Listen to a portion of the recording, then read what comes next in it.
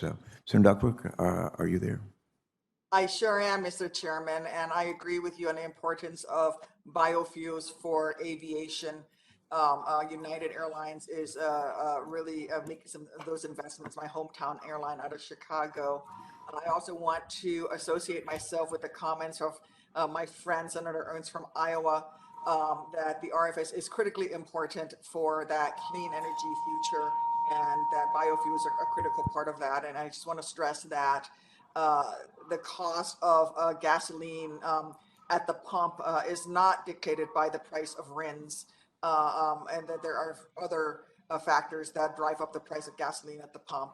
But Mr. Secretary, I thank you for being here today, and I want to commend you for taking the initiative last year to restore the local labor hiring pilot program. We share a real commitment to empowering communities to design infrastructure contracts that prioritize creating new jobs through local and economic hiring programs.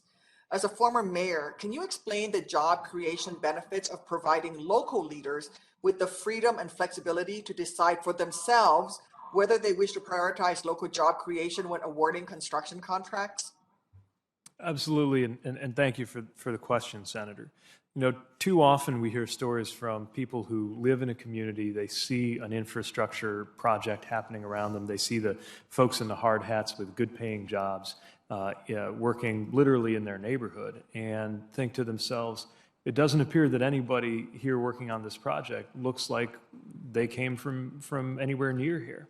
And it's partly in response to that. And on the positive side, in response to the enormous opportunity to build generational wealth, to support pathways into the middle class, that we want to support local communities that are choosing to move in this direction. And so we've reactivated the pilot program as available to federal highway under the law, and look forward to working with all of the authorities and flexibilities that exist within the Bipartisan Infrastructure Law to continue to open that door for local and economic hiring, because we know how much it means to communities, to neighborhoods, and to families.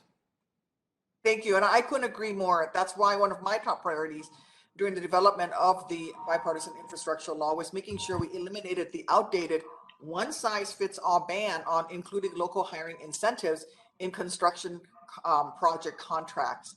Mr. Secretary, as we work to create new good-paying jobs that put residents back to work rebuilding their local communities, how will new and existing US DOT grant programs evaluate applications that include local and economic hiring preferences?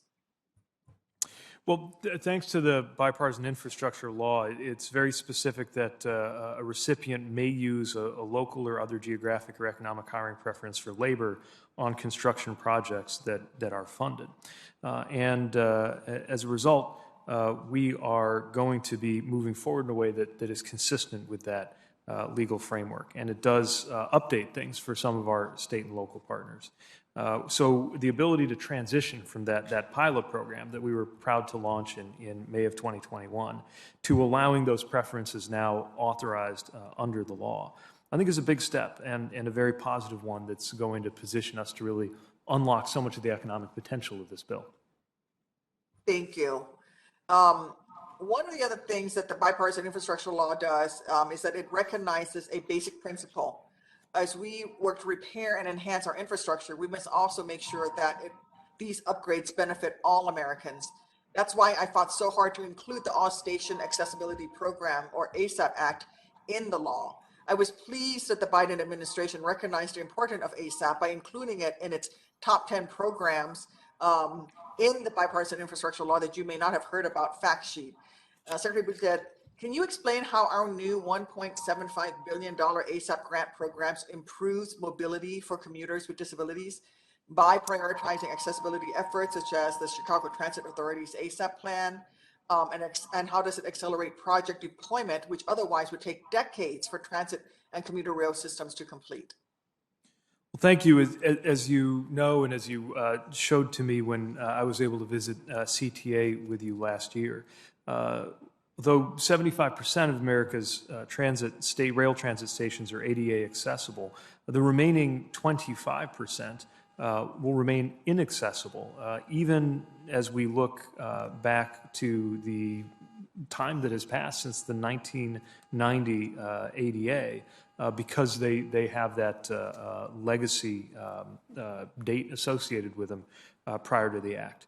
So thanks to the ASAP program, thanks to that $1.75 billion, there's an opportunity to update those legacy rail transit stations that were set up pre-ADA and make them accessible with projects to repair or modify or retrofit them so that they have that accessibility. We are working hard on making that program available. We anticipate it being available later this year. As you know, it's $350 million each year across 5 years. And we think it's so important for not just, of course, the basic equity and fairness at stake, but unlocking the economic potential of communities with so many workers with disabilities who could be better able to contribute to the economy and life of their communities, provided they could get to where they need to be. Thank you, Mr. Secretary. I'm out of time, Mr. Chairman. Thank you.